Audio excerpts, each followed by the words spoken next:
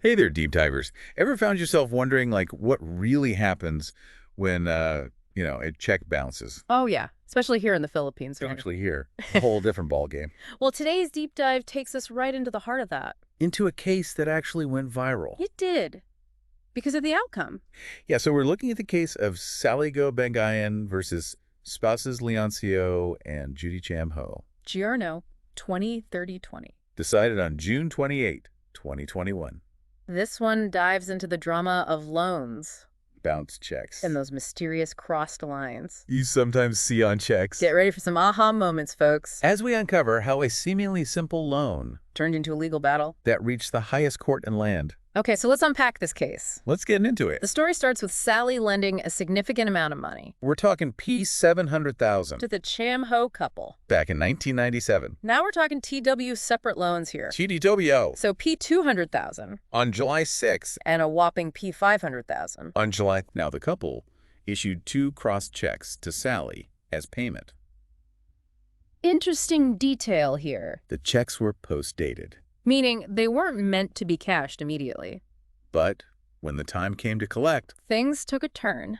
oh, I bet, The Cham-Ho couple claimed they never borrowed the money. in the first place. Whoa. They said the checks were actually for a Rediscounting scheme? rediscounting scheme. You don't hear about that every day. That's never heard of that. So in simple terms, Okay. they were saying that they gave Sally the checks, To help her find investors. not to repay a loan. Drama. Yeah. So what happened next? Well, the case landed in the regional trial court. Okay. The court sided with Sally. See? Those cross checks were pretty solid proof. Of a debt.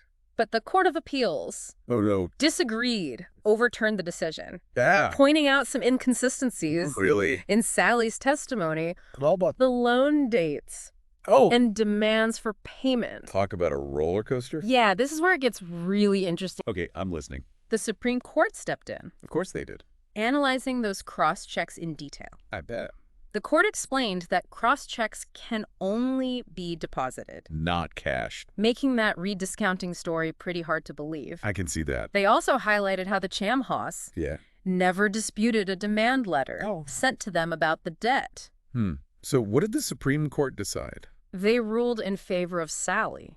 Wow. They upheld that presumption that when a check is given to someone, Yeah. it's for a valuable reason Right. in this case. For repayment of a loan. Exactly. So what does this all mean for you, dear listeners? I think this case highlights Okay. the importance of understanding those cross lines on checks. Yeah, they serve a real purpose. They do. They can be crucial evidence. In legal disputes, And remember, clear documentation. is key when lending large sums of money. Absolutely. So deep divers, you know we love a good legal cliffhanger.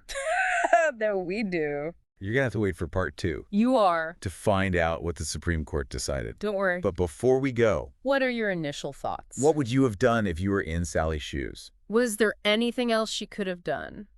to avoid this whole legal roller coaster? We want to hear from you. Leave your comments and any aha moments you've had so far in the comments below. And don't forget to like and subscribe to stay tuned for part 2. We'll see you back here soon. Welcome back, deep divers.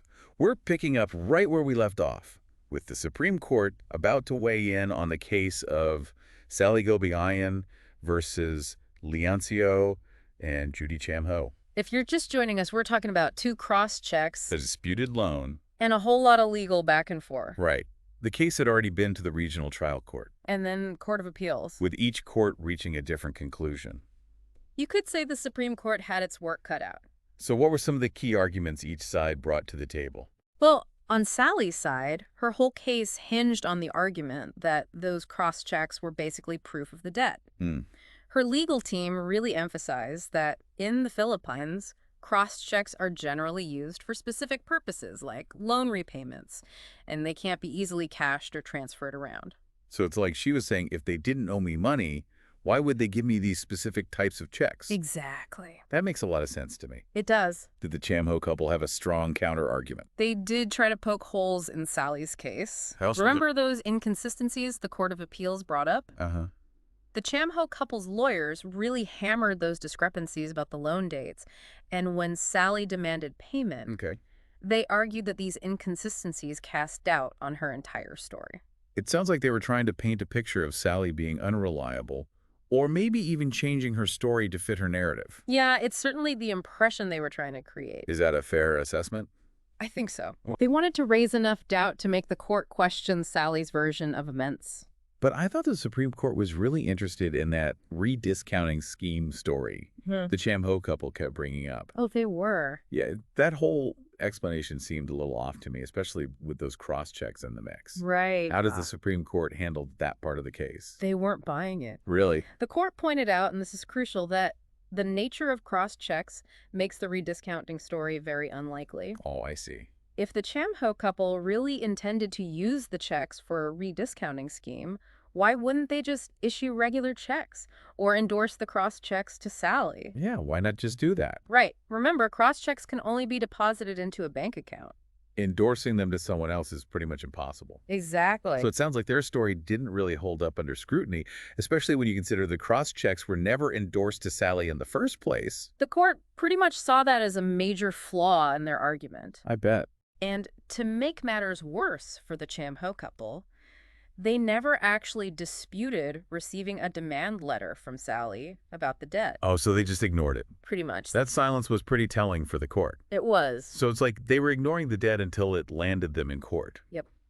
You've got to wonder why they didn't try to settle this earlier, or at least respond to Sally's attempts to collect. It is strange. What did the Supreme Court say about all this? Well, this is where it gets really interesting for anyone who might find themselves in a similar situation. Okay, tell me more. The Supreme Court based its decision on a legal concept called the presumption of valuable consideration. Okay, that sounds pretty technical. It is, but it's important. Break it down for us. What does that actually mean? Okay, so think of it this way. When someone gives you a check, there's a legal assumption that there's a good reason for it. A debt, a purchase something of value. Okay. It's not just a random piece of paper. Makes sense. So the burden of proof falls on the person who is challenging that check to show that it wasn't given for a legitimate reason. So in this case, the Cham-Ho couple had to convince the court that the checks weren't for repayment of a loan. Exactly. But they couldn't because their rediscounting story didn't add up and they never disputed the demand letter. Nope.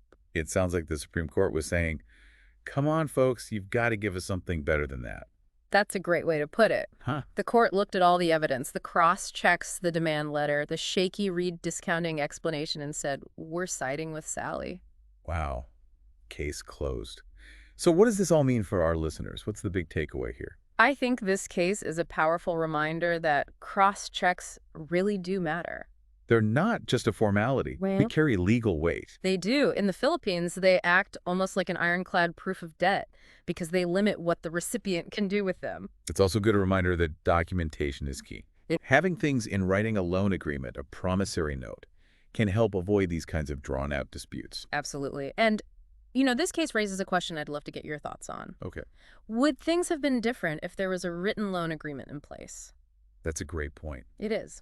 We'll be back with part 3 to discuss the broader implications of this case and what you can learn from Sally's experience. Don't go anywhere. Welcome back, Deep Divers. We've spent this episode dissecting a case that on the surface might seem like a simple loan dispute. But as we've uncovered, there's so much more to Sally Go-Bangayan versus spouses Leoncio and Judy Cham. It really highlights how something as seemingly straightforward as a check can become a key piece of evidence in a legal battle, especially when those crossed lines come into play. We saw how those crossed checks, along with a few legal principles, completely shifted the balance of the case. Now, before we wrap things up, you posed a really interesting question at the end of the last part. I did. You did. Would having a written loan agreement have changed the outcome of this case? Yes, that's the million-dollar question. And honestly, it's tough to say for sure. Really? Yeah, on one hand, the Supreme Court clearly stated that the cross-checks themselves were enough to prove the debt existed even without a separate written agreement. So does that mean written agreements aren't that important? I'm getting a little confused here. Not quite. This case is a bit unique because of how much emphasis the court put on those cross-checks. Right. Remember, they saw them as almost irrefutable evidence of a debt, but in most situations, you absolutely want everything in writing. Okay, so you're saying this case might be an exception rather than the rule. Imagine if those checks weren't crossed, or what if there were other confusing details that made the situation less clear-cut? A written loan agreement spells out the terms, the interest rates, the repayment schedule, everything. Okay. It minimizes the risk of misunderstandings and provides a solid foundation if you ever need to take legal action. So if our listener is thinking about lending money to someone, even a friend or family member, what's the most important thing to remember from this case? Get it in writing. Okay. It might feel a bit formal, but trust me, it's worth it. Yeah. Think of it as protecting both yourself and the person you're lending to. It ensures everyone is on the same page and reduces the chances of ending up in a legal battle like Sally did. That's such a crucial takeaway, especially since many of our listeners are the type who love to learn and might end up in situations where this knowledge comes in handy. Is there anything else you'd recommend, knowing what we've learned from this case? I'd say documentation is your best friend in any financial transaction. Keep records of everything, receipts, bank statements, emails, anything related to the loan if the dispute arises. Those records can be invaluable evidence. That makes perfect sense. You're essentially creating a paper trail that supports your version of events. Precisely. And don't underestimate the power of being informed. Familiarize yourself with basic financial and legal principles. There are tons of resources available online, and a little knowledge can go a long way in protecting yourself. Right. The more you know, the better equipped you are to handle these kinds of situations. This deep dive has been a real eye-opener, wouldn't you say? Absolutely.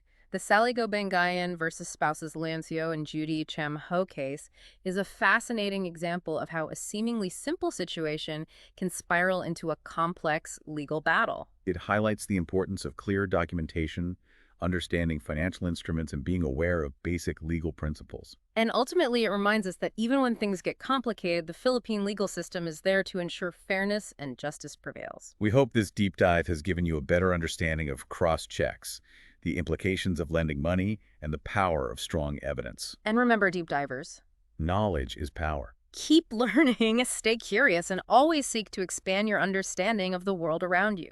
If you enjoyed this episode, please share it with your friends and leave us your thoughts in the comments below. We'd love to hear what resonated with you.